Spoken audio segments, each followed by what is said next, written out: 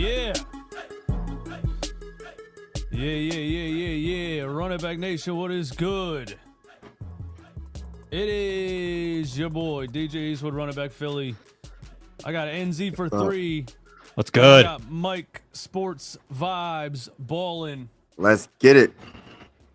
And we are going to chop it up a little bit, man. We're going to talk about what we think about the Sixers' current situation about 3 weeks before the NBA draft. We're going to talk about the New York Knicks firing their coach, Tom Thibodeau, and maybe what that means for coaches of the like. And by that, I mean old, stubborn coaches that don't listen to anyone's input. And then, yeah, man, anything else you guys want to talk about, man? What's going on, boys? How you doing? Nothing much, man. Just enjoying these NBA playoffs so far. Got the finals starting soon. Got a couple former Sixers who might be able to get a ring. You know, Isaiah Joe, TJ McConnell, Tony Bradley, the OG. Tony Bradley? Yeah, dude. I didn't know about Tony Bradley. Yeah, man. He was getting minutes, too. I remember when Sixers fans, when we had him, they were saying he was the next Tim Duncan, but I think it was like ironically, but yeah. But yeah, he's been getting minutes, man. So a lot of former Sixers, you know, make it to the top, and should be some good hoops. On the Pacers, Tony Bradley? Yeah. Yep. I didn't even know that either, dude. I was turning I didn't realize that until like Game 5 of the Knicks series that Tony Bradley was still in the NBA, but good for him, man. Yeah, I like that.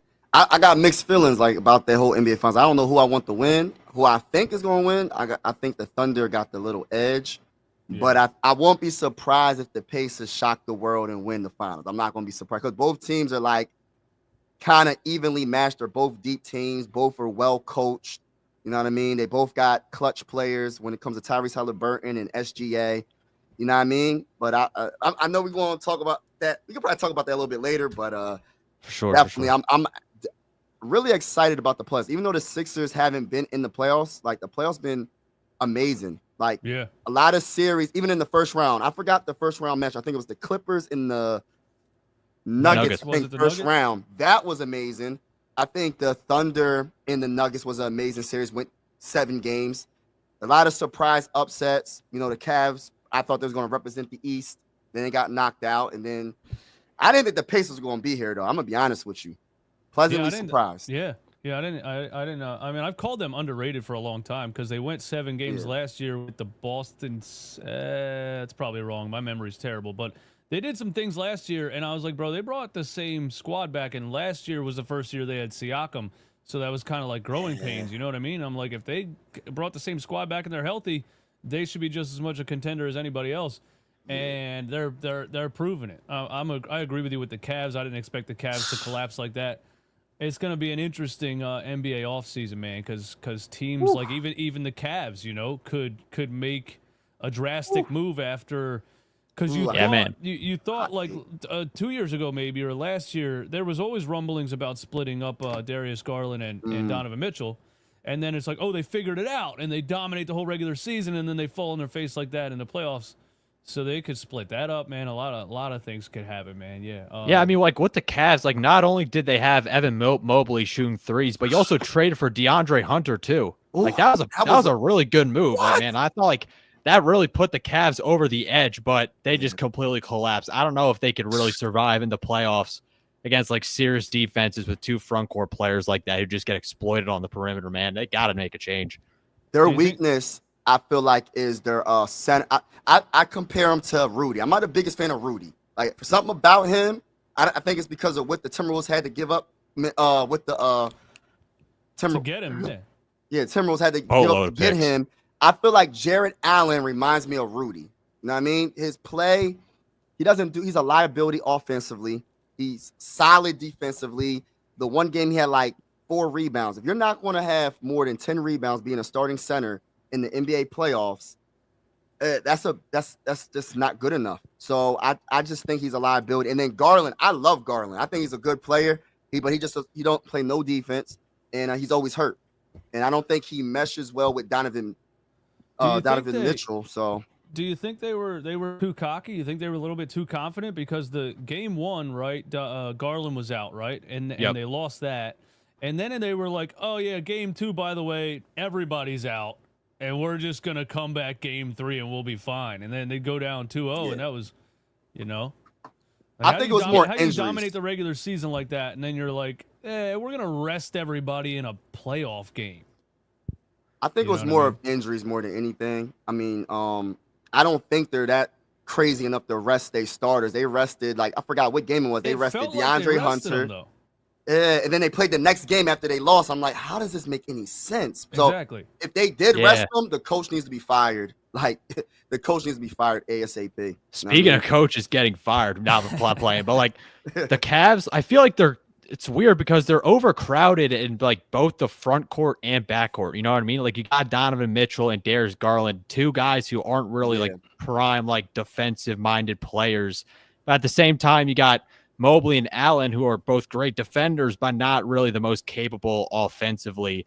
And I think, the Cavaliers, they definitely had some injury problems, but nonetheless, I think the Pacers were just smacking them around left and right. Like it was clear who was the better team in that series. Deeper. And we definitely got to give the Pacers credit because they do everything that the Sixers don't. They have deep rosters, they stay healthy, and they just make timely shots. I mean, like Pascal Siakam too. I think he's been one of the most underrated players in the league because he is a capable playoff riser, man. Like he can really just completely take over a game. And the Knicks could not stop him at all. He had like 3 30-plus point games. And I think the Thunder, they're definitely a lot more well-equipped, especially when you got like Lou Dort, Cason Wallace, a lot of really athletic guys who can swarm him. I think the Thunder have some more defensive weapons. I think the Thunder, I predict them, probably winning the series, but the Pacers, they'll definitely make it a good fight. Yeah, I would love to see the Pacers pull off an upset. I think I have like an inherent, like I don't want the Thunder to win because they tanked and they did it the right way. You know what I mean? And it's just like, damn, man. And then you got Isaiah Joe on the squad. He gets a championship ring. I'd rather see TJ McConnell get a championship ring, man, it's just they made every correct draft pick. You start the thing with the SGA trade, which is insane. Both of these teams are built off of a Paul George trade, which is insane. The Pacers and the Thunder and the 76ers are the ones with Paul George sitting out. Didn't even make the damn playoffs. Pinky P. The most Sixers thing ever. Unbelievable. My biggest thing for the finals, though, I think it's going to come down to, I know it sounds boring, I say this all the time, is rebounding, defensive rebounding. And the matchup that I'm looking forward to, Bryant and Miles Turner versus Hartenstein and Holmgren. Because I know the Thunder is an excellent offensive rebounding team. And I know the one thing about them is if they miss a shot, they're going to get that offensive rebound. And those second chance points add up. Them second chance points are just... It happened in that Minnesota series so many times, man. So many times. So if Miles Turner don't get his rebounds and Bryant or Siakam, they don't do good team rebounding, and Nembhard and Nesmith, if they don't rebound well, I got the Thunder definitely winning this in 6. Definitely in 6. Yeah, man. Yeah. I think I got the Thunder winning it in 5, to be honest. I think it really depends on, I think the Pacers, they're going to steal one, but I think, we talked a lot about how the Thunder, they just didn't have the experience, but I think now they really are playing as a cohesive unit where, we used to say like, if SGA isn't playing well, then the whole thing sinks, but guys have been stepping up a lot, especially Jalen Williams. And I think it depends on how well they handle Siakam and his rim penetration. And other than that, like Haliburton, he's kind of more of like a pass first guy. He can go off, but I mean, I think like Siakam is like their main like scoring option. And if they can handle him, I think they can handle the Pacers. Yeah, it's going to be tough. Yeah, we're going to get into everything. We're going to get into everything. I got to drop this real quick before we continue. This show is brought to you by Game Time Ticket App. Use promo code CLNS on GameTime.co or the Game Time Ticket App to get $20 off of your ticket purchase. I had my notes up, but I had to restart my whole PC. For those wondering why we were late, I had to restart everything. Here we are. You want to go to a sporting event, but the prices are too high? You need to start using Game Time Ticket App. Save up to 60% off of buying last-minute sports, concerts, comedy, theater, etc. Game Time has a feature called Game Time Picks that makes getting tickets to see your favorite teams play live even easier. Game Time Picks filters out the fluff to show you only incredible deals on great seats, so you don't have to waste time searching through thousands of tickets. Take the guesswork out of buying NBA, NFL, MLB, and all tickets with Game Time. Download the app, create an account, and use code CLNS for $20 off. Download Game Time today. Last minute tickets, lowest price, guaranteed. Sorry, Mike, I don't want to cut you off. I just forgot to say it at the beginning of the show, and then I was like, I got to make sure I say Someone left a comment, and this player, I was saying this like a couple years ago or last season. A couple of seasons ago. Alex Caruso. People was like, oh, he's too old. He's too injury prone. I understand the injury prone. He ain't old. He's only 31 years old, by the way. He's say, not old. Said that? Someone was like, oh, we don't want him, because I was trying to like get like another point guard to be next. Before we got Jerry McCain, I was like, well, we need another point guard next to Tyrese Maxey that could be a good defender and that could facilitate and that could shoot the three. Alex Caruso, oh my goodness, throughout the whole playoffs, him guarding the best player in the NBA, debatably, in Jokic. I'm not saying he shut Jokic down, but there was a couple of plays where he made it hard for him to score. And I'm like, this is a point guard or a shooting guard. He's that guy defensively. Just a winning player. I was just like, and then he made a lot of clutch threes. He's just an amazing player. That's another player that the Thunder has that's coming off the bench that can get you some points and can play absolutely amazing defense. So it's another player. The threes you don't normally see from Caruso, dude. He's like a 9-point per game career guy. He's usually like a defender and a facilitator, and he can hit open. He shoots 40% from three, but he was hitting shots where I'm like, this is like Josh Hart hitting all those threes against the Sixers in the playoffs, man. Right. Like, how many points did Josh Hart have in Game 6 against the Pacers? Like 4.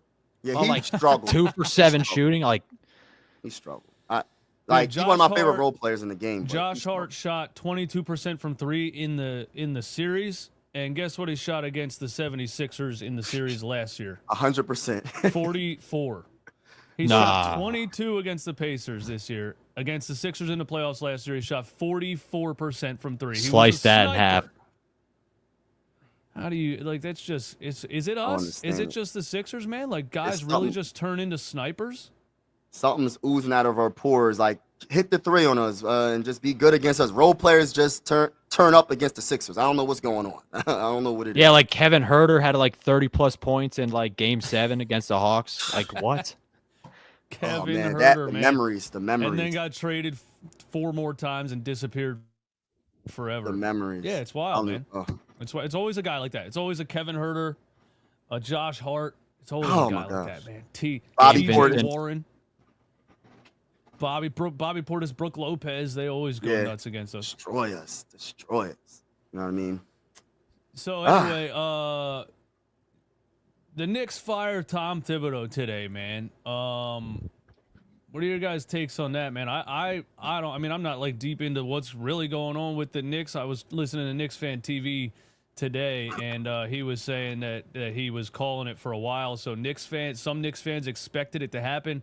I didn't know that, so it caught me off guard.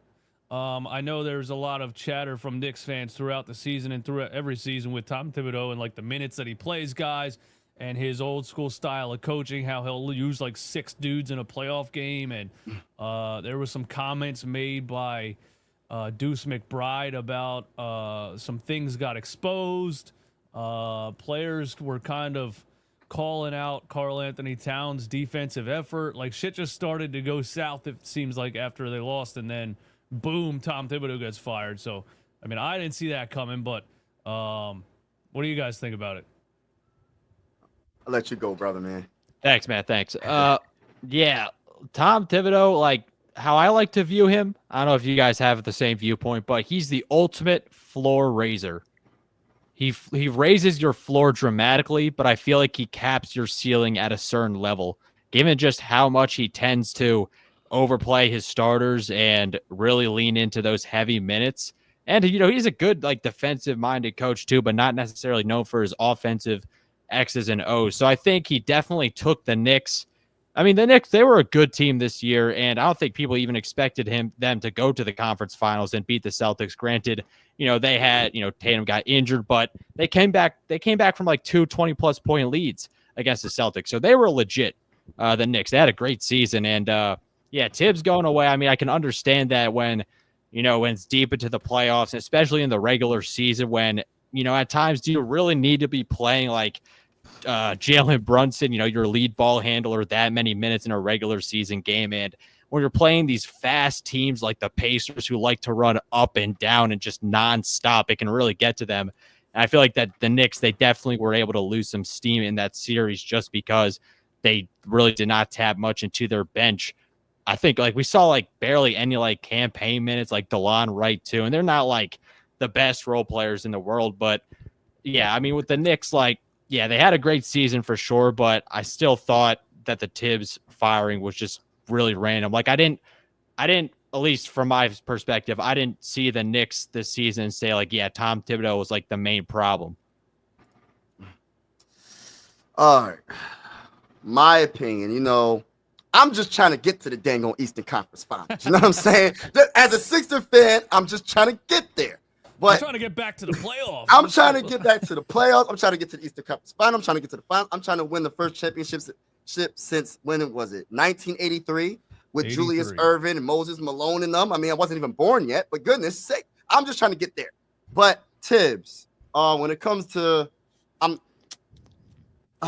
he's just too stubborn. You know what I mean? He reminds me of Doc Rivers not trying to, like you say, play other players. When you're going against a deep team like the Pacers in the playoffs, you cannot just play 6 players the whole series. You got to change it up. And I was saying it when I was doing the play-by-play. I was like, yo, he got to change it up. And then he started playing, what's his name? The other Sixer, Landry Shamet, started playing him. Yep. Yeah, they started playing him, and they started to switch it up and change it up a little bit. But I'm just like, it was just too late, a little too late. You know what I mean? I forgot the one game. Was it game 1 or game 2 when Tyrese Haliburton hit the game winner, or they sent it to overtime and they won it in overtime? It was game 1. And I'm just like, that was I said they lost the series in game 1 because that was the game they should have won because they choked in the fourth quarter. So that goes to, it's because they're tired and he's too stubborn to try new things. And when it comes to Cat, listen, man, I'm a big Cat guy. I think he's one of the top 5 centers in the NBA, but he comes and goes. Like he's the type of player that can win you a game or he's going to definitely lose you a game. And I think it's because he needs a point guard that can get him the ball. Like he needs like a Tyrese Haliburton, because if he's not getting the ball offensively, he disappears defensively. So it just affects him when he doesn't get the ball. But I like Anthony Towns, but I think he was and that's why I actually had them beating the Pacers somewhat, because I'm like, yo, if he goes off, Miles Turner can't guard this man. Yeah. You know what I mean? But he wasn't consistent and he disappeared a lot of the time. And again, Tib, you got to play more players, man. I don't know if he's going to get another job, but I hope he ain't going to be the Sixers head coach. That's all I'm saying. He better not come to the Sixers. We thought Nick Nurse was bad. Well, with playing his players too much. He's gonna just don't come to the Sixers. But that's what I was gonna say, man. You said he reminds you of Doc Rivers. You know who he reminds me of? He reminds me of Nick Nurse. You know what, dude? All 3 of those guys are the same dude. They have a philosophy. They refuse to change what they're doing when it's not working. Doc is, I think, the worst of the 3 with the refusing to change, because I mean you can't have most blown playoff leads in NBA history without being that stubborn. But yeah, they're similar, man. They're these hard-nosed coaches who are like, this is the way things are done, and I like that. But there's other parts of it that are like, they're so stubborn and stuck in their ways, and they're so reluctant to try something else, especially, I mean, even in the regular season, let alone the playoffs. Like Nick Nurse last year, when we were in the playoffs, man, he would not change his rotation at all. They signed Ricky Council to a contract just to be eligible for the playoffs, and he didn't play him a single minute. So to me, that was like the front office is like, we got to sign Ricky Council so we can use that athleticism and energy in the playoffs, and he didn't play him a minute. That's a disconnect right there with me between the coach and Daryl Morey. You know what I mean? And then this year they didn't even make the playoffs, but there was politics involved with I thought Tobias Harris was the worst player on the floor in some of those fourth quarters, and he wouldn't take him off the floor. It's that stubborn type of stuff that's like, that's what I think Nick Nurse is in that same category as Tom Thibodeau and Doc Rivers and So I mean, I'm predicting that this is the start of. I mean, we've been saying it for a while that younger coaches with a more open-minded approach is the new NBA. You know what I mean? Yeah. And for sure. So Tom Thibodeau getting fired, Mike Budenholzer getting fired, Mike Malone Brown getting fired. All these dudes, you know, I think Nick Nurse could be the next one if the Sixers start like 5-15 next year. I hope. Even if everyone's injured again, I think he would get canned. Yeah, I mean, like Thibodeau, I think he's definitely the best out of the three. I mean, the Knicks, they did have some good winning seasons after just like the past like 20 years of just being completely irrelevant. But I just think that do the Knicks, I mean, I think they're a well-built roster. I just don't know if they just have enough. You know what I mean? Like having Jalen Brunson and Cat be, at the top of your, talent. I don't know if that's enough. And yeah, I definitely want Nick Nurse gone. Like you can't be playing Gershon Yabusele at center. You can't be playing Eric Gordon and Kyle Lowry and Tyrese Maxey in the same lineup. It makes no sense. You have a Dembona. Right. You can't really blame this season for Nurse given the injuries and stuff. I think it's like the obvious stuff like that of just that the refusal to make any adjustments and to really tap into what is driving the NBA nowadays. And that is just, youth and athleticism. It's something that the Sixers have. It's just something that has slipped past them throughout the entire process era. But the one thing I give credit to Tibbs is he got the Knicks to the Eastern Conference Finals. We know when the last time they've been to the Eastern Conference Finals? Do y'all know when? 2000. 2000 was it? Right? And you know who they had on that team? Reggie Miller, Jalen Rose. Just like, you know what I mean? So, and they lost to the Pacers. So they lost to the Pacers. And then they lost to the Pacers. Wait, who was on the Knicks team in 2000? Oh, I don't know. My bad. I said, Reggie and Jalen Rose was on the Pacers. In 2000 with the Knicks, it would have been like Sprewell? Marcus Camby. Marcus Camby? I think Jalen Brunson's dad actually played on that team. Fun fact. Right.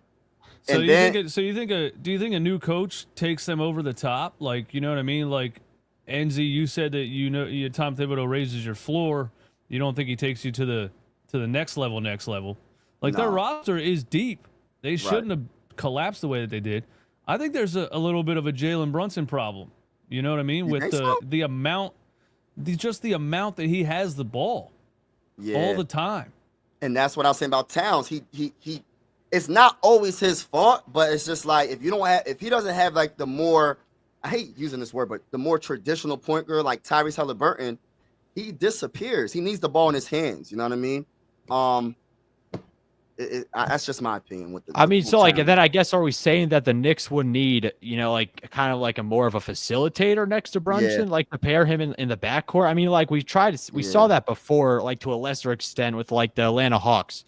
Like, remember when they traded for DeJounte Murray? That just did not work out at all. Like, but granted, like, who really knows, man? I think the Knicks, they just, I don't think of like Josh Hart or Bridges or Anunoby. They're really good role players, but I feel like they need another third guy who can also, drop 30 on any given night. Because you got the Pacers, man. You got like Nesmith, Nemhard, all these, we Mathurin. didn't like, nobody knew they would. Yeah, Mathurin too, man. They got a lot of, of depth.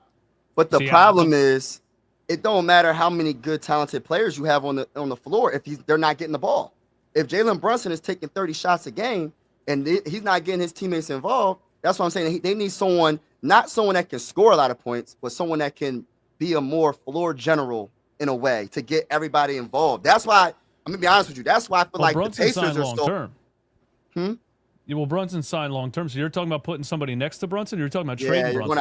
You're gonna have to put someone next to him. That's the only way. I mean, I think it's wild though. NZ, what you said is what I've been saying for a couple of years. Ever since they did the Mikal Bridges trade, they signed OG Anunoby. I was calling them a team full of role players. You know what I mean? Like you paid a lot of money, and I agree with you. There's not another dude that can take the ball and go on a little bit of a run and give you Nemhard can give you 30 one night. Mathurin can give you 30 the next night. Siakam can give you 30 the next night. The Pacers are so deep. So yeah, I think the Knicks. Yeah, that's true. Yeah, they need another guy that can play at like a star level in situations because Brunson gets shut down, you know. And I guess they thought Mikal Bridges was that guy, or else you don't trade 18 first-round draft picks for him. Right. I mean, he was like averaging like 20 plus points when he was in Brooklyn. Granted, like the Nets weren't really trying to compete, but nonetheless, trying to get all the Nova guys together. I guess they thought that Bridges could be a third option, but I just don't. I think it's like when it comes to their hierarchy, you have Brunson and Cat, and then there's just a big gap. You know what I mean? There aren't really a whole lot of guys in between.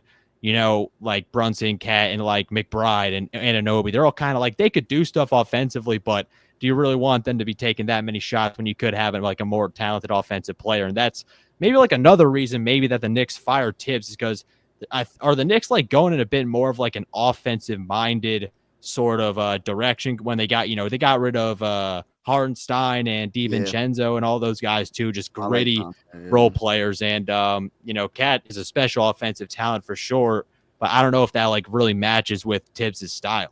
That's what I'm saying. Yeah. Maybe they need someone like a caliber of like who would be available. Maybe KD. Maybe that could be another person that they can put on there that can. That's probably the best thing they could do, to be honest. I mean, you got your guard, you got your wing, you got your center. Reminds me of another team that plays in the Eastern Conference. Do you think the Knicks do you think the Knicks make a drastic move in the offseason, or is it just like let's change the coach and try to keep the same thing together and see if a different coach can get more out of it or find a better flow or a better system or something like that? There's like rumors that they could trade. I saw one today that was like they could trade Mikal Bridges back to Phoenix.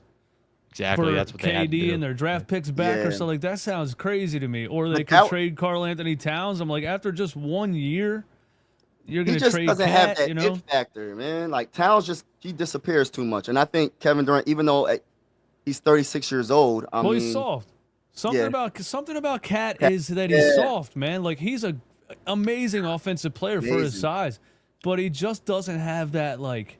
He just doesn't have, and he plays hard, dude. He plays really hard, man. Like he's out there in the fourth quarter, landing on the floor, just trying to catch his breath. He's giving it his all. He just doesn't seem like he has that real physicality, and he gets pushed around in the playoffs, and he kind of disappears when it matters. That's why the Timberwolves got rid of him. And his contract too. In his contract, but Cat, I think he had 20 plus points for the entire Pacers series, believe it or not. I'm just checking right now. He had 35 points in game one. And I think Cat, he's been getting criticized a lot, at least when in Minnesota, for him being way too passive, like shot attempts wise. I think he was being a lot more aggressive with the Knicks, but I think, with Cat's performance and Thibodeau in general, you have a good floor, you know what I mean? But there really isn't much that they have to really hit that next gear, you know what I mean? Like the Pacers can do and like the Thunder have been doing. And the Knicks, it's definitely a really interesting situation.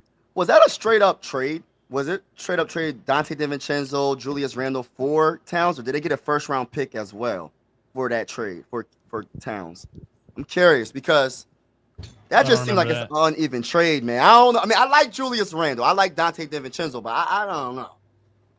But I was totally wrong about that. I thought the Knicks won that trade because I thought Towns was that star player that they needed. I think last year I was saying they didn't have another star next to Brunson. I think I put out a video when that trade happened. Like the Knicks just crushed the Eastern Conference. You got Brunson and Towns. I didn't realize. I mean, I should have realized, but I didn't realize that his defensive issues were gonna bite him that bad in the playoffs. Yeah. I don't know. For his star, his potential to let him go, I think it really is just like they just didn't believe in him because they're not letting him go without going to Ant-Man, without going to Anthony Edwards. I'm pretty sure they went to Anthony Edwards and was like, yo, what you think, man? Is he worth keeping? Is he worth going over the luxury tax? Is he worth, making it work and getting rid of other players to try to keep on the team? And I'm pretty sure Ant-Man said, yo, he's soft. What do you guys think? Talented. Speaking of Ant-Man, what do you think? What do you think about his? I I guess, lack of performance in the biggest games in the Western Conference Finals. You know what I mean? Even though he's only 23 years old, that's where I stand with Ant. You know what I mean? My opinion on that is he has incredible talent, and he's still not fully developed yet. And I think you have to get to playoff games like that and series like that and lose and get smacked in the face and come back stronger the next year. And, you know, like, not many star players win a championship at 23 years old, if any. I mean, just the fact that he was able to make back-to-back, you know, Western Conference Finals in a stacked Western Conference with two completely different teams, that's definitely something that's definitely impressive for sure. And yeah, he is only 23, and yeah, I mean, like the fact that, you know, he's, you know, had been this successful in the playoffs so far, there's a lot to be intrigued about. I think with Edwards, I think it just takes time. I mean, like the Thunder, like it took them a while to start to mesh, but I think the Timberwolves, they definitely, I don't know if like Randall, like with their current setup, I don't know if that's going to take them like completely over the top, especially when you got the Thunder. They definitely need to make some sort of shake up there. Especially like maybe like what if like the Lakers retool or something, they finally get a center, or the Nuggets. Yeah. Yeah, Joel Embiid maybe. And like maybe, you know, like some other teams like the San Antonio Spurs, who knows how they're going to be next year. So yeah, the Timberwolves, like both the Timberwolves and the Knicks, like it was a win-win trade. I think definitely both teams improved and made good playoff runs, but a lot of question marks. When it comes to we're going to see a lot of things happen. I think we're going to see a lot of things happen in the this offseason. Pretty soon, actually. Right. Shout out my boy Zal. Report the Phoenix Suns are aggressively now trying to trade Kevin Durant. Just a couple of days ago, it was like they're obviously, everyone knows that they're kind of trying to trade him, but there was like rumors that they might keep him if they don't get what they want or whatever. Now I heard something that they lowered the price that they're asking the Houston Rockets, and now it is they're aggressively trying to trade Kevin Durant, and he is expected to be moved by the NBA draft. So we could see a Kevin Durant trade in the next couple of weeks. I guess let's take it back to the Sixers. What do we think? A Kevin Durant trade to the Sixers.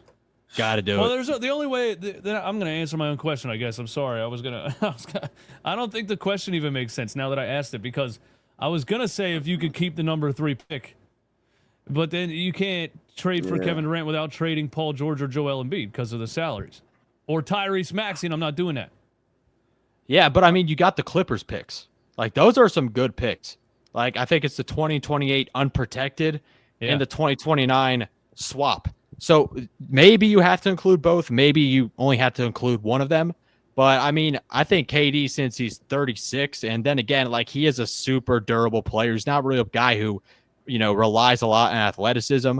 I mean, not like durable. He has that injury problems, but, like, his game ages like fine wine, man. Like, KD is still one of the top players in the league, and I think it's sort of the ultimate short-term move for the Sixers, the one that they need, because I think it maybe if the contracts work, I'm not necessarily sure, but maybe I think if you get it, you can get off Paul George somehow and have KD. He only has one year left, so you don't have to re-sign him. And maybe if the Embiid's healthy, you got Maxey, McCain, KD, Embiid, Justin Edwards, number 3 too. I think, I mean, that's a completely stacked roster. About what contract are you talking about getting rid of, though? Joel Embiid or Paul George? Oh, Paul George. Gotta be Paul George, man. I think, So Daryl Morey gets out of the Paul George nightmare contract by including the 2028 unprotected Clippers pick. They're going maybe like another one. Like if the Suns are completely demanding one. I don't think that's terrible, because then it's like, if Joel Embiid's healthy, obviously Kevin Durant and Joel Embiid on the same team with Tyrese Maxey and everybody gives you a chance to be a contender. That would be nice. And then you don't have to commit to a Kevin Durant, like you just said. He's on a 1-year contract, but I have heard rumors that he's seeking an extension. But you're 36. At what point do? It's tough with a player like that. He's one of the best of all time. So I think, it's going to, as long as he wants to play, he's going to keep getting extensions probably. That changes the draft. If that's what Daryl Morey's thinking, I don't think, are you still going ace? You still going ace? Or who would you pick if you get a Kevin Durant? I would still take Ace Bailey, yeah. Still go ace? Yeah, I was still still taking starting Ace Bailey 5? because I would still take Ace Bailey because I'm taking Ace Bailey for his upside, for what I think he could turn into in 5 years. So I don't think Ace Bailey would have anything really to do with Kevin Durant playing for the team for a year. If anything, it would help Ace Bailey a lot, being on the same team with a player like Kevin Durant. For sure. I would still take Ace Bailey myself. Okay. Yeah, I'm not going what's his name? Maluach. I'm not doing it. Unless Joel Embiid's off the team, I'm not. Let's get into I'm not that. drafting him third overall. Get into him to be a bench warmer. Let's get into Real that. spicy talk. The third overall pick got to start. I mean, I think NZ, did you have a take on yet the Kevin Durant thing before we get into I mean, with KD, I think that's definitely that's probably the best possible move you can make to get off Paul George. Like, you get someone who's 80 times better than Paul George, and he has a 1-year deal. 80 times better than Paul George. At least 80 times, I would say. Man, I think 83, 84. I think 100 times better in my opinion. So yeah, thanks for bringing it up, Mike. That's the new kind of rumor that's floating around or whatever. Somebody I actually read it on a video that I did today. A guy that does mock drafts had a take that Maluach could be in play as high as number 3 in the draft. And I was saying weeks ago that I think he's before the lottery, before the Sixers got the number 3 pick, I was saying if I land at 6, I might look at him but I wouldn't see it as high as number 3 because he's a project also, and I think Ace Bailey's potential is the reason he's kind of the solidified number 3. But I'm starting to, dude, I don't know, man. The more, maybe I read too many rumors, man. I'm starting to just see that, like, Cooper Flagg and Dylan Harper seem to be solidified number 1 and number 2.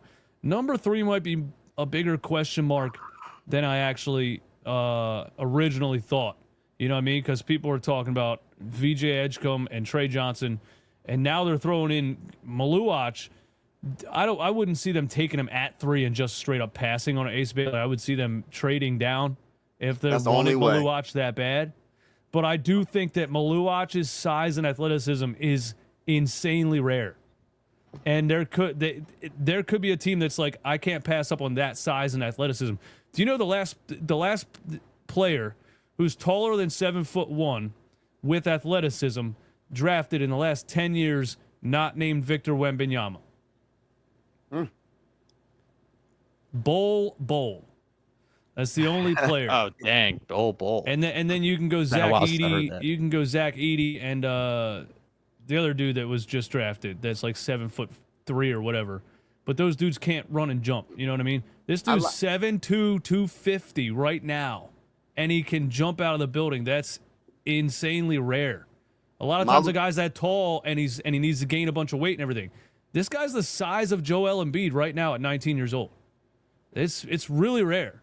I understand if we're being proactive because you think Joel Embiid is going to be hurt, and unless you're definitely trading Joel Embiid, but I'm not drafting him 3rd overall. We have to trade back for him to be a glorified bench warmer just to wait until Joel Embiid goes down. I'm not doing that. That's too high in the draft. It's another player that I'm saying is you draft on potential. You draft for what you think he can turn into the next 5 years. I think he can play backup big. I really do. I'm not drafting him 3rd overall to be a backup center. I need to. As a project for sure. I'm trying to win a championship now. I'm not drafting 3rd overall for him to wait until he develops for 5 seasons. To wait. Listen, I can't do it. I mean, listen. It's been 40 years, y'all. We in counting. So, Mike, you want to take a player that you feel like can help you right now? I mean, I don't think there's a player at number 3 that. I think it would be Ace. You don't think it's Ace? You don't think? I don't think he could right now. I think fans, like, when it comes to players being drafted into certain situations, I think with Ace Bailey, I think the Sixers might be the best place for him because they're a structured team that's trying to compete for a championship, and if he can start his career in sort of more of like a minimized role, and I think one of the most underrated parts of his game is his willingness to play off ball and to cut. Like, everyone's saying, he's just like a shot chucker and stuff like that, and he just stands around and is like a black hole in offense. But I mean, like a lot of that has to do with Rutgers not really having the most talent, and the fact that, you know, at least from what I've seen, he's been willing to move off the ball and, you know, is a good off ball shooter. So I think, you know, if the Sixers can sort of start him out in that role off the bench, he can get used to the NBA better and get used to, you know, a winning system, and then, you know, develop more and more into, you know, a top guy. I don't know if it's really, you know, like fair expectations to think that we're really going to get a guy who's going to contribute like completely, like immediately in this draft. But there's a lot. It's a really good talent pool for sure. Yeah, I think so too. I don't think there's a guy outside of Harper and Cooper who I think are going to contribute right away. People like, are what's also the bare saying, minimum of like when it comes to like points and stuff for you to be like, all right, he could definitely contribute right away. Like, what's the bare minimum when it comes to points? Like, I think if he Ace started, is raw, how man. much? I think Ace is raw. I think Ace is going to need some time in the NBA to really, you know, feel out the physicality, and I think it's going to take him a while. I don't think he's NBA ready. But 6'9", 220, and can shoot like that. That's why you take him at number 3. You know what I mean? But I think it's going to take him some time. All right. In my opinion, honestly, this might be a hot take, but like I think, like, I'm fine with the Sixers if they draft Ace Bailey or VJ Edgecombe, because I think I'm gonna go with Ace Bailey just for his upside. But VJ Edgecombe, man, I think I really like his potential too. Like the fact that he's just an athletic freak. Go watch his highlights. He is something else. And the fact that he is also he's a disruptive defensive playmaker, a guy, a really smart defender too, can read rotations, really good in helping like pick and roll coverages too. Like the Sixers have never really had like a solid pick and roll defender and someone who can, read a defense and read that next pass. And I feel like all these teams, man, like you think about the Pacers, they have Andrew Nembhard. And the Thunder, they have Caruso, and like maybe like the Warriors back then, they had like Gary Payton II, and like the Nuggets with KCP. And you're probably going to say like, well, are you really going to use the 3rd overall pick for just like a defensive-minded role player? And that makes sense, but I really believe in his upside to develop into something more, especially when he does have the same, he's around the same 3-point percentage as Ace Bailey. I think like Ace Bailey for sure has a lot more of a ceiling, I think, just with his sheer size and how natural he is as a scorer. But VJ Edgecombe, man, that's such a good pairing next to Tyrese Maxey or Jerry McCain. Just someone who could kind of do it all. Of course, he's raw with his handle and like going to the rim, finishing at the rim. But in terms of like needs that the Sixers have when it comes to athleticism and shooting and size and people, guys who could run in transition, VJ Edgecombe definitely fits that bill. So in my opinion, I just want to make sure I'm hearing this correctly. So if we drafted an Ace Bailey, y'all don't think he can start? He's coming off the bench? Well, it's Nick Nurse. Wow. Okay. Oh, yeah. All right. I disagree. I think he's going to be able to start. I'm not saying he's going to average like 20 points a game. He doesn't have to do all that because you got Tyrese, you got McCain, you're going to have Paul George, you have Joel Embiid. You know what I mean? And as long as he plays good defense, rebound helps with the boards because we can't rebound. Averaged about probably 8 rebounds a game, 7 rebounds a game, and gets me about 10 points. That's solid to me. That's solid. Could start and will start. I mean, yeah, Nick Nurse starting a 19-year-old is just flat out not going to happen. I don't even see that. You know what I mean? If you would play Gershon Yabusele at center and not at Dembona, like that really says a lot. Like he from a positional perspective, he's not playing a rookie, bro. He won't do it. He won't do it. That's the only way a player is going to fully develop is if you play him. And if he doesn't play him, like I said, if we stick and pick at 3, whoever y'all really think, dude? I thought Mike was crazy as fuck saying this. You guys really think he can start? Start? I think he can start. I think he can make. I don't think so. He can make tough buckets. He makes the tough buckets look like the tough buckets that we think is tough. He makes them look easy. Well, that's in college though, but NBA is a little bit different. I think he's underrated defensively. I think he's going to bring you a lot of energy that we need in the starting lineup. He's going to get a lot of rebounds. This is how I'm doing it. Jerry McCain at the 1 or 2, Tyrese Maxey at the 1 or 2. At the 3, you're going to probably most likely have Paul George, 4 Ace, and then Joel Embiid right there.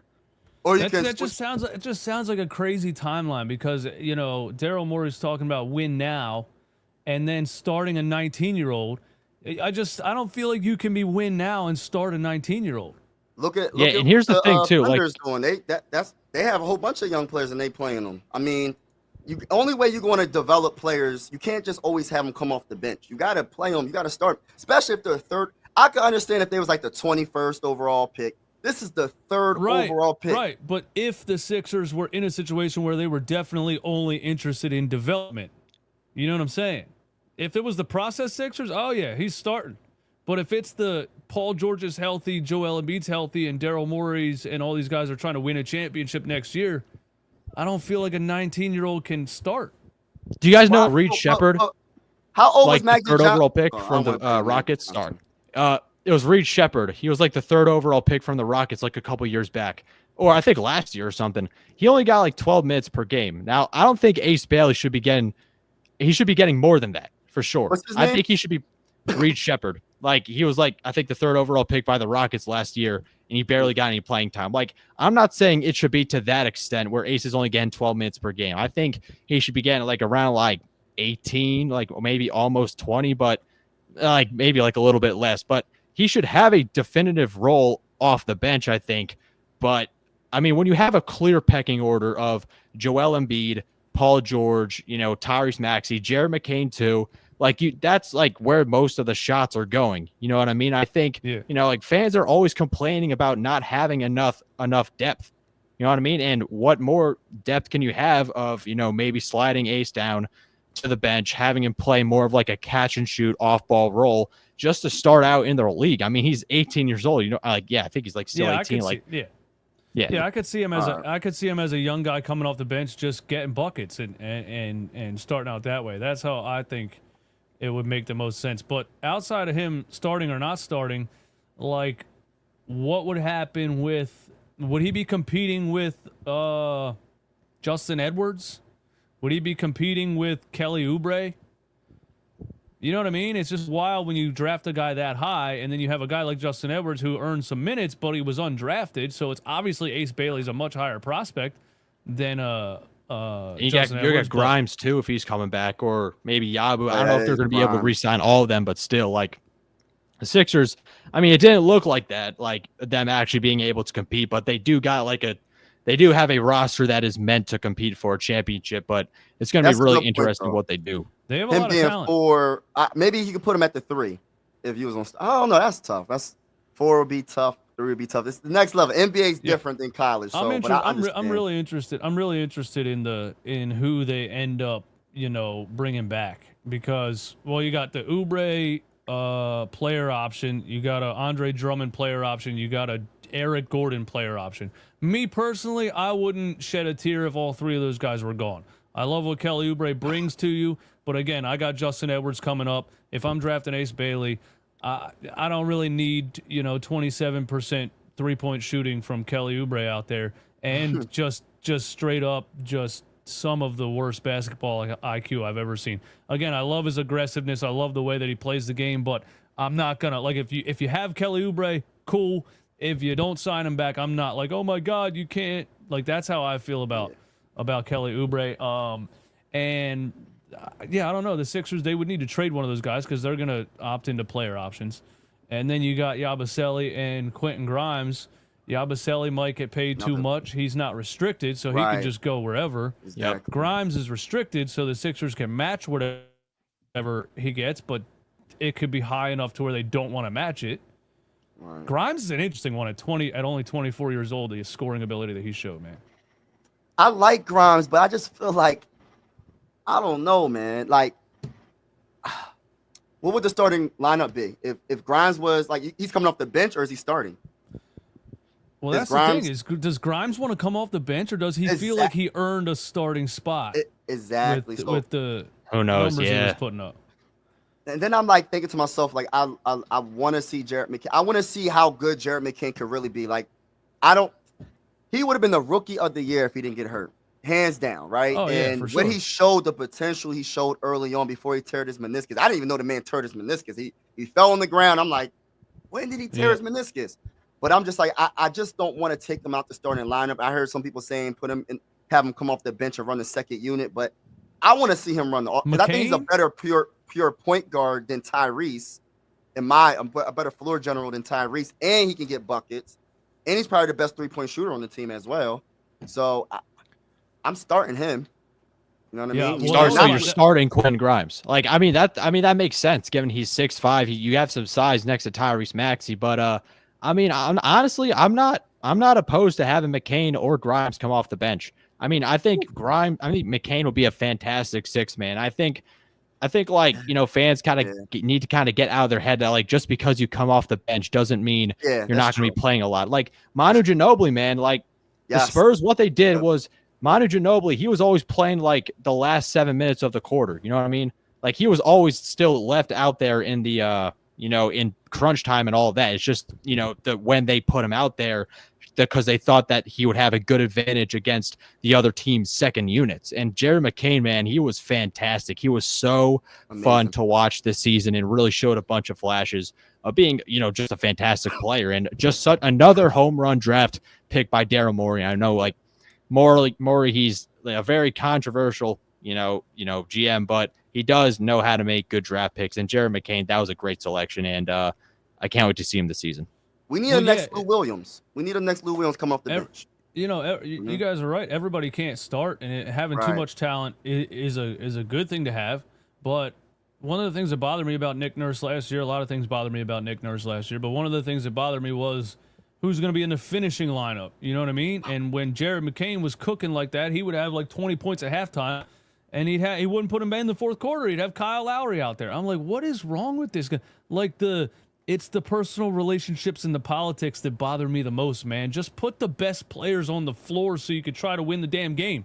You know what I mean? So, like the Grimes and McCain thing is interesting because, like, yeah, they don't have to start, but if Grimes comes off the bench and has 25 in 3 quarters, does he finish the game?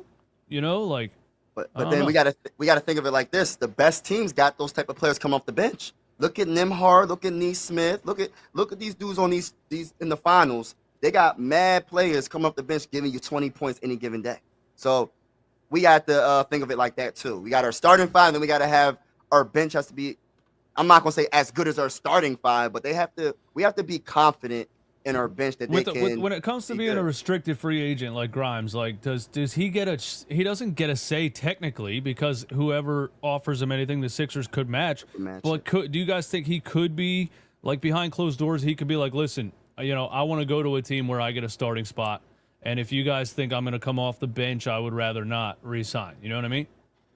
He didn't seem like that. Like he kind of seemed like he came here. I mean, it was a shitty situation for sure, but I mean, he still played his ass off. You know what I mean? Like it wasn't like he was having any like off the court issues or anything. Nothing that I noticed. Like he's like one of those dudes who just goes out and balls out, man. Like I think that's pretty much it. And of course, like if he's gonna get like a big contract from the Brooklyn Nets, because the Nets, I feel like they're gonna give him a contract.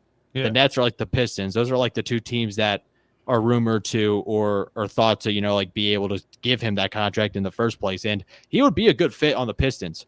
1,000 times better than Tobias Harris for sure. But like, I mean, I love the Sixers to keep him because he is an athletic 3-and-D player that the Sixers have sort of always needed. And he can really play well next to Maxey or, you know, Embiid, McCain too. But I don't know, like if the Nets or the Pistons are going to give him that contract and like sort of like force the Sixers' hand a little bit. I just thought of something, y'all. I don't know if I was just on X and I'm just, you know what I mean, just observing and everything. And one of my favorite role players, if y'all know, y'all know. Bobby Portis is one of my favorite role players. Now, if Quentin Grimes happens to leave, you know what I mean, he gets too much of a big bag and we ain't trying to match it. What is y'all opinion on making a little, because you know the Bucks they're going to get rid of Giannis. You know, they trying to rebuild. They're trying to get rid of everybody. After Giannis, after that domino falls, they trying to get rid of everybody because Dame ain't going to want to be on that team. Bobby Portis definitely ain't going to want to be on the team. I would love to have Bobby Portis in I feel like Philadelphia fans are going, like I'm trying to tell y'all, he's a dog. He can get you 20 points at any given day. He can play great defense. He can shoot the 3. He can shoot the mid. He can drive to the lane.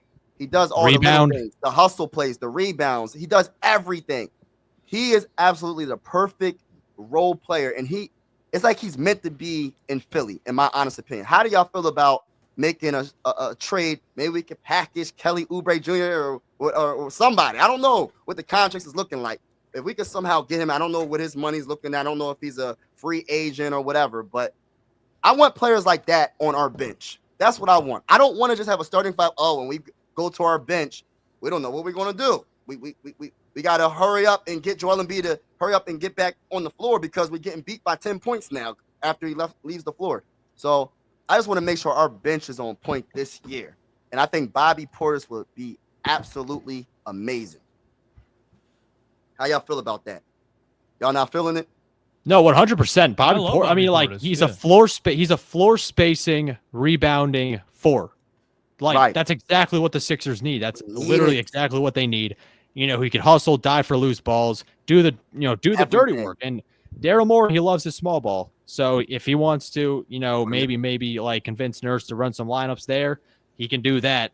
But yeah, Portis definitely a fantastic fit. And I mean, I guess if he's going to be the starting four then in like any hypothetical situation, then I guess you kind of need to have Ace Bailey, you know, come off the bench, you know, at that point. Yeah.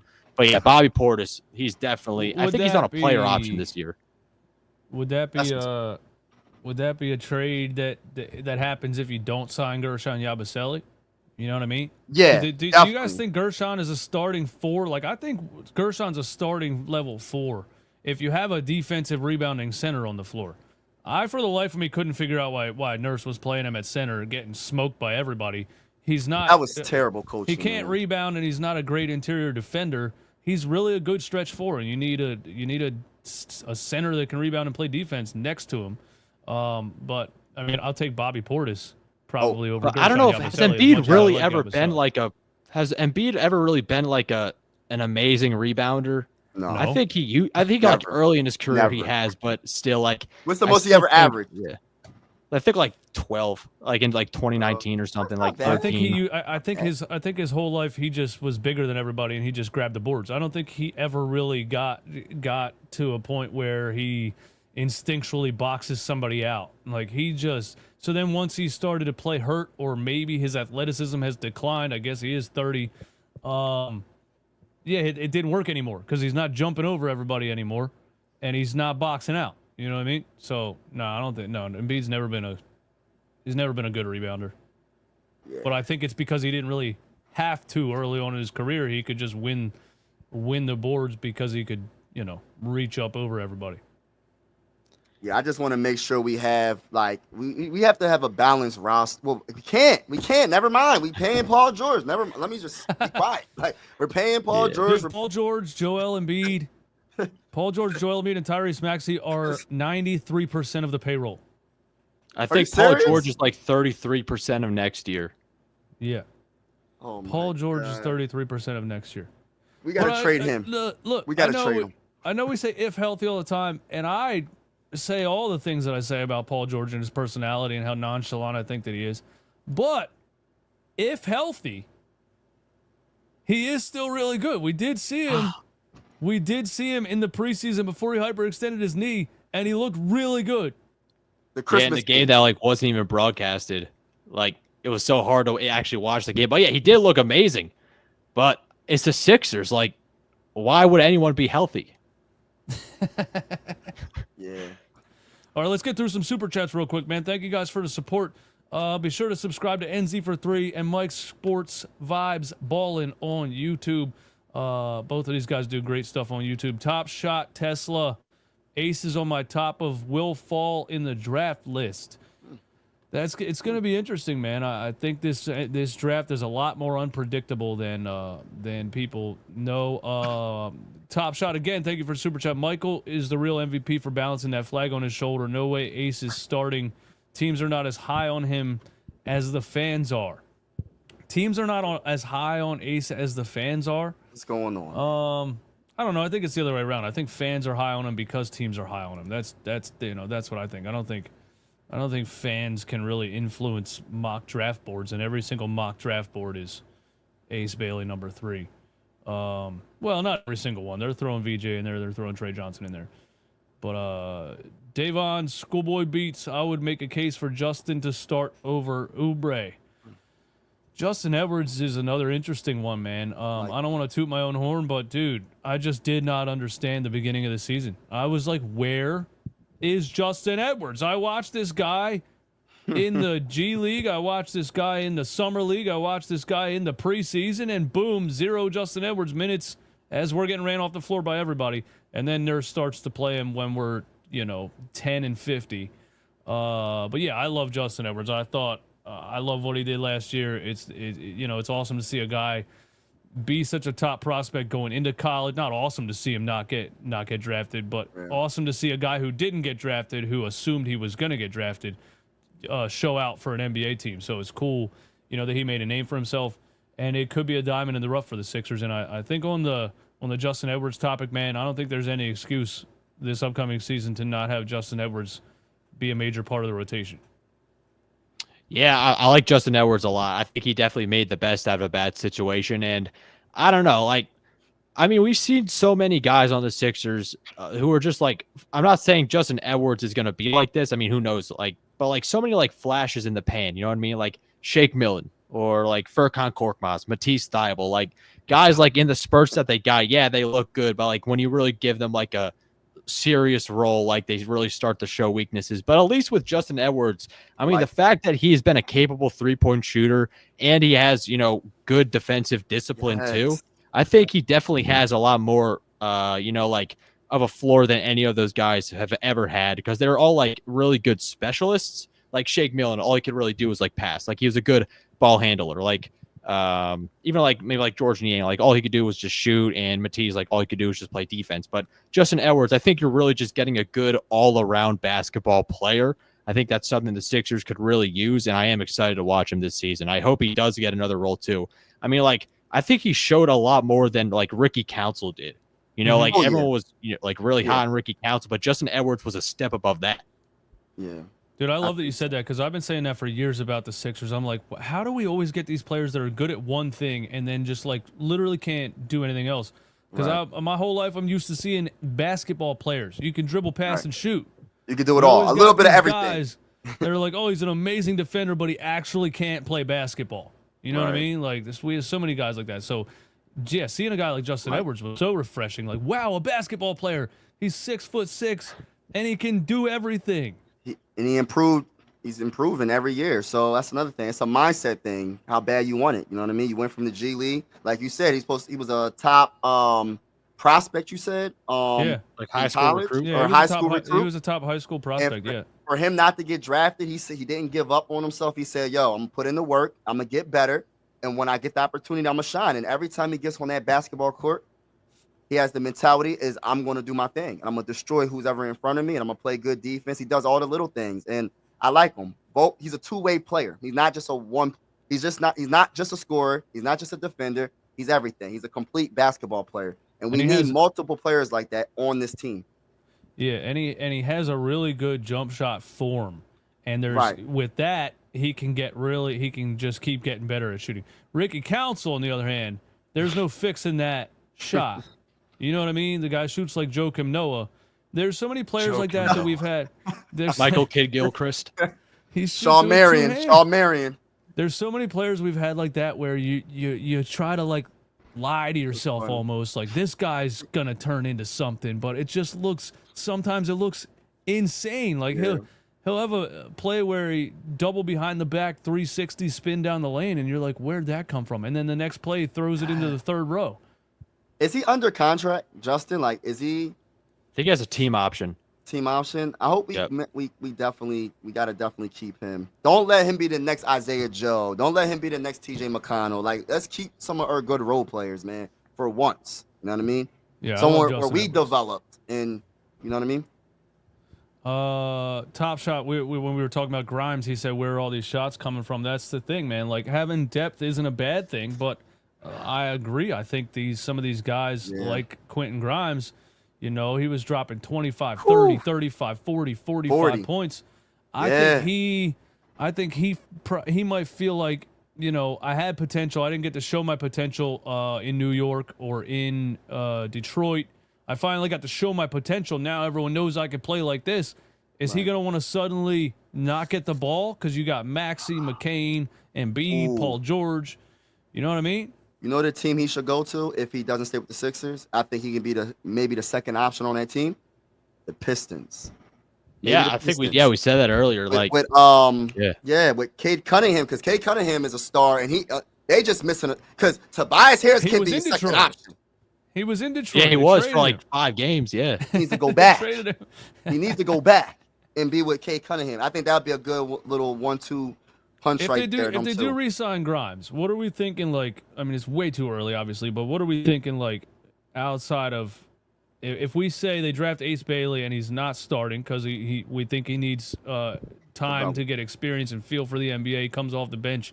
Are we saying Jared McCain, Tyrese Maxey, Quentin Grimes, all 3 in the starting lineup? Or are we going Justin Edwards because he has a little more size? I think we're too. Yeah. Like, are you gonna have Paul George be your power forward? I know that's another thing, man. Listen, we gotta get him off the team. Somehow we gotta get him. Is he? I don't know. I mean, he's 6'8", and he's a good defender. He does rebound. He's a solid rebounder. Sometimes he looks a little suspect, but he was a power forward all season, basically. Yeah, he was a solid rebounder. I just don't think like for a team that needs rebounding, I don't think like your main solution is going to be starting Paul George as your power forward. You definitely need more personnel. Nurse was playing him at center some games. But Nurse doesn't know what he's Nurse was stoned. Nurse, we could coach better than Nurse sometimes. So we've circled back on we need to fire Nick Nurse. We're still there. We're still on. They just need Joel Embiid to be healthy. We're trying to tank on purpose. We're the best when it comes to tanking. So we gotta keep that in mind, though, y'all. So what point of the season are we going to give him credit for just being a bad coach? Or just him? No, I think he's one of those guys that I think he's one of those guys. Yeah, if Joel Embiid's healthy and you have a championship roster, Nick Nurse can deliver you a championship. I don't ever say that he can't do that. But when you're a little bit down bad, he's not a guy that's going to find some secret sauce to get you some wins. Clearly, we saw it. Like it's actually, it doesn't matter how much they were injured. It's pretty embarrassing for Nick Nurse's resume to go 5-30 or whatever they started the season. You know, you couldn't figure out how to get a couple wins in the start of that season. You know what I mean? So I'm not gonna lie. I don't know if you guys feel the same way, but I feel like Doc Rivers, like I think he was better at like holding down the fort with Embiid not playing. I think just a bit more than Nurse was. Like I think like Doc Rivers, like I think like when he was coaching all the way back in Orlando, like they didn't have much. Like I think like Grant Hill or something, they were injured, but they were still able to make the playoffs. But even like in Philly, I think he was a lot better. Okay. I think the ball moved a lot more with Doc, but it's like Doc, like I think he was decent with like guys with not a whole lot of expectations or a roster with not a whole lot of expectations. But when you give him more talented rosters, he's worse. Both like Nick Nurse, it's kind of the opposite. Yeah, what is it with that? Yeah, what is it with that? Because the Doc Rivers year where they had a bunch of injuries for like 2 months, they were winning games with like D'Anthony. What the hell was his name? D'Anthony Melton there. Like they were winning games with nobody out there. Yeah, but I really think it's really because Nick Nurse was like, Daryl Morey was like, Nick Nurse, man, I need you to tank. We trying to keep our pick, man. This is a good draft. I think that I'm trying to give him the benefit of the doubt, y'all. I'm trying to. Oh no! Once they realized they couldn't win, they started tanking. But the beginning of the season, they were trying to win, and they couldn't win a game. I know. And then when the beginning of the season, when Joel Embiid was like, he didn't play the first 2 weeks, first month. I don't know how many games he missed before he started playing, but it was just like, it just kind of just messed up the whole vibe. And then when the stuff came out about Tyrese Maxey saying that Joel Embiid doesn't take it serious when it comes to like he doesn't go to practices or something like that. When all that stuff started to come out, it was just kind of like, dang, red flag after red flag, and the season was over. The season was over after Christmas, not before Christmas. Before Christmas. So, are either of you guys a Nick Nurse defender here? Like, are we all like fire Nick Nurse? You need Joel Embiid to be healthy. I don't think anything matters when Joel Embiid is injured. I don't think like we always have like these conversations about like what if we gave James Harden that max contract and stuff like that, or like it doesn't matter. Like Joel Embiid is everything for the Sixers. But I mean, like, when he's healthy, I think you have a chance. They don't gotta look that bad though. he was starting Reggie Jackson, Eric Gordon, and Kyle Larry on the floor at the same time. That's what I mean. Dude, It don't gotta look that bad. I can understand Joel Embiid is hurt, but why are you starting 3 point guards that can't play no defense, can't score consistently? Dude, talk about small ball. He had 3 6-foot dudes out there.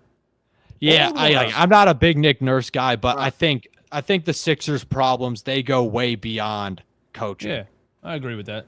Yeah, it's a coach. We got to get this coach. We got to get this losing. I think the process messed us up so much. The culture. I agree with that. Like playing Justin Edwards and Adembone in the beginning of the season maybe would have delivered you a couple more wins against bad teams because of rebounding and athleticism, but it probably wouldn't have done a whole lot for the grand scheme of things. I agree with that. Yo, Jack, thank you so much for the $20 super chat, man. Much appreciated. I forget, man. You guys got anything else to say? I forget what I was going to say.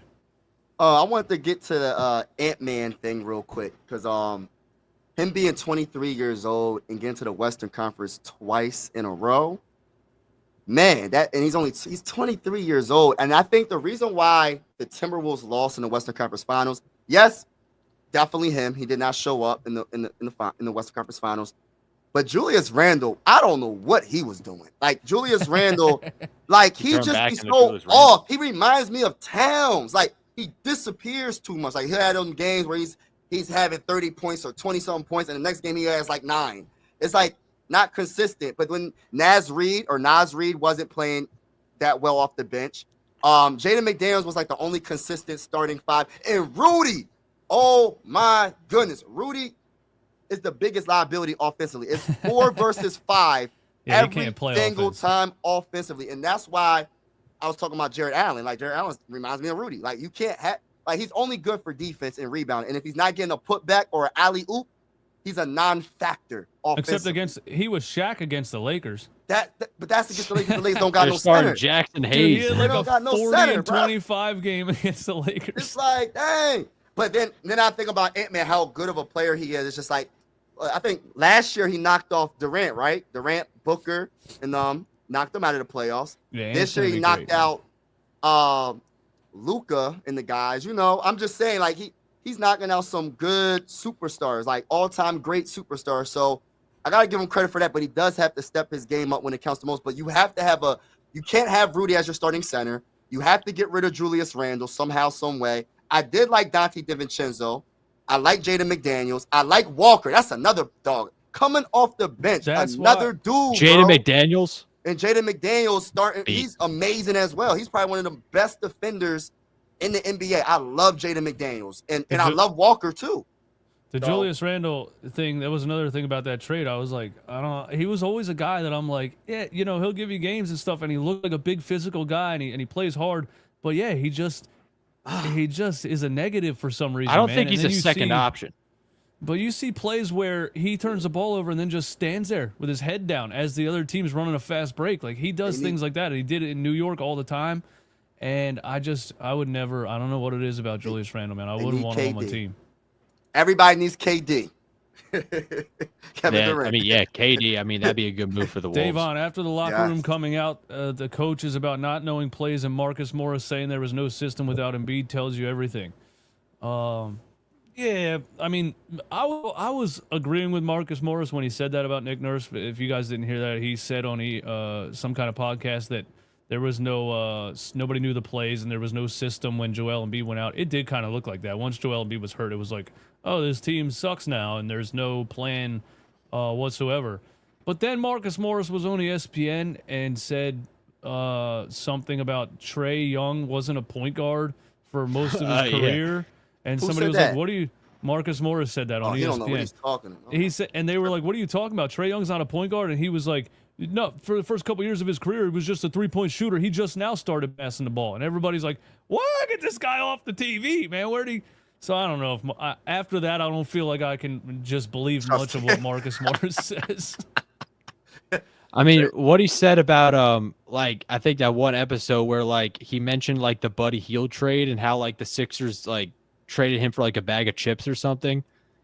That was hilarious. Like the one podcast he went on. Yeah, he was saying the Sixers shouldn't have traded Buddy Hield. No, like I think Marcus Morris was included in the Buddy Hield trade, and he said like he got traded for a bag of chips. He said he got traded for a bag of chips. Yeah, I think so. He Yeah, was saying that Buddy Hield in return for him was nothing. I think it was. Yeah, but yeah, I think like just the Sixers' problems. Like we could talk all we want about improving the roster or improving the coaches, but at the end of the day, it all starts with Joel Embiid. And when you recognize, like, for sure, the playoffs, they've been a lot more physical. The refs have been swallowing their whistle. Yes, right. And I just can't see it. I mean, I'm not trying to be like such a, so negative, but I just don't see how Embiid is able to survive that long of a playoff run against all these teams and again with all of that physicality. We just have not seen it. It's been like 10 years. I was learning long division when Joel Embiid got drafted. Hey, listen. We trying to get through the regular season with him being healthy, let alone the playoffs. I'm trying to keep it real. I love Joel Embiid, but as a player, but the man ain't never healthy. I think this season, if he's healthy, if they know for a fact he's healthy, ready to go to start the season, sit him till the playoffs. Last year, and I'm not being dead serious with saying that, but last year they were doing this like he's still ramping up, and we're just trying to get him to the playoffs, but he wasn't healthy. If you could guarantee me that he's healthy, then sit him to the playoffs. I don't care. But, I mean, you would have to make the playoffs. Right. I don't know. The whole thing is tough, man. It would be nice if he wasn't on an extension until 2029 because it's just such a question mark right now, and that's 4 years from we're going to be doing the same thing for 4 years. If he's healthy. We've been doing it for 8 years. So 12 years of my life, I'm saying if Joel Embiid is healthy, holy hell. Because of his potential. That's the only reason. He's such a great player when he's healthy. That's the problem with him because he's such a great player when he's healthy. There's not many players better than him. So it's just like, it just gives us, I guess, false hope when we see him play. At what point do you give up? At what point do you give up on the if he's healthy what Josh Harris wants. Trade him? I don't know, man. What does Josh Harris want? Well, false hope. Or just selling hope. That's all he does, bro. Yeah, but you can't get rid of him at this point because you gave him the contract. So it's kind of like you gotta have. But that's what hope. I'm saying. I don't need an owner. I don't need an owner to care about winning. I need an owner to know when to turn the page. You know what I mean? Because and an owner should be on feel the same way. The thing is over. Nobody believes anymore. You need to sell hope some other way now. How are you going to keep doing the same thing? You know what I mean? So I think Josh Harris could get to the point where he tells Daryl Morey, hey, man, it's over. It's a wrap. Nobody came to the arena, dude. We planned a party and nobody showed up. I got to start making money again. Trade Joel Embiid. I think it could get to that point. Yeah. Anyway, you guys got anything else left to say, man? Mike Sports Vibes, Ballin, and NZ for 3. This was a lot of fun, dude. I needed this. Thank you guys so much for doing this. Because in the off season, man, it's like I crave Sixers talk, but I'm tired of hearing myself say the same thing. So thank you guys for helping out the conversation or driving the conversation, to be honest with you. I do got one more thing. I mean, I think this could happen. Like, I just want to throw this out there. Like, remember in the 2017 draft where the Sixers, like, traded up with the Celtics because they knew, like, we wanted Fultz and stuff? I think that could, we could see that happen because, like, we have no idea. Like, Daryl Morey, he's so flip-floppy. Like, we literally have no idea. Like, he's most likely going to draft a player, but who really knows, man? But I think what could happen, I think the Charlotte Hornets, like, they've been linked heavily to VJ Edgecombe. So, like, if the Sixers know that they want VJ, maybe we could find a way to, like, trade down with the Hornets just slightly. Maybe, like, get another pick or so and, like, do, like, the Jason Tatum draft trade 2.0. I don't know. Like, I think that's something that could happen. But yeah, I think I think the Sixers are most likely probably going to take. Well, not trade and B, just like trade with the Hornets, because like the Sixers know that the Hornets want VJ Edgecombe, so we can say like, we're going to take VJ, but we could give you number 3, but you got to give us like number 4 and like another pick on top of that. They're number 4. They're number 4. Yeah, the Hornets are number 4. Oh wow, yeah, trade back one spot. And get a future first round? Yeah, I'm doing something like that. I mean, I think like that could happen. That's like a possibility. I was thinking that you was going up. I thought you was going up, bro. I think I want to say too that. Like, I think I want to say too that like I've gotten to the point where I would be okay with either of these guys. You know what I mean? Like I like Ace Bailey's potential, but I'm not like they have to take him at this point. I think because I do like VJ's upside. I like Trey Johnson's upside. I like Con Knepel's upside. Yes, man. I was about to say him. Yeah. He's shooting 40% from three, and he's a bucket, 6'7". You know what I mean? From the field, shooting 47.9%. You know what I mean? He's an underrated passer. Yeah. He didn't get the shine probably like he probably should have because of Cooper. Not taking away from Cooper. His size, like he could be an NBA ready guy. Right. You know, like Con Knepel could be the guy outside of like Cooper and Harper who could actually play starting NBA minutes right now. Right. I don't know, but I think he's less of a project than like Ace Bailey and VJ Edgecombe. But right. I'd be fine with any of those. So if they trade down and take Con Knepel, I wouldn't mind that. If they stay and take Ace Bailey, if they trade down and take VJ, it is what it is to me. You just can't go wrong. That's what I was thinking. I thought he was going up in the draft. Like, what's the chances of the Sixers trading up? Like, what you think? Like, is there a 0 chance that Daryl Morey would be like, yo, I'm trading up to the second spot or the first overall? No, I don't think the Mavericks would trade that spot though. After getting well, I mean, he did say like there was a report that said like the Sixers they like 3 players. Okay, like it's not like definitively like oh yeah we're definitely gonna pick Ace Bailey. Like I think like the reports are saying like there are at least like 3 guys they're looking at. So possibly, I mean, we do know that Daryl Morey does like his guards, and Dylan Harper does sort of fit that James Harden prototype where he's like a stocky guard guy, you know, with left-handed shooter who can, you know, get downhill and play make off of that. Yep. His ability to like change his speed, drive into the lane, and all that. I like Dylan Harper a lot. Like if there was a way, but it's just they might ask for too much. But if I think the Spurs could trade out of it, like you know, because they have starting level guards that they're ready to play right now. I don't know if the Sixers are the team they trade with to trade out of it because I don't think the Sixers give up assets to get Dylan Harper when you have Maxey and McCain. Yeah, that's true. You might like do like a Giannis type of deal.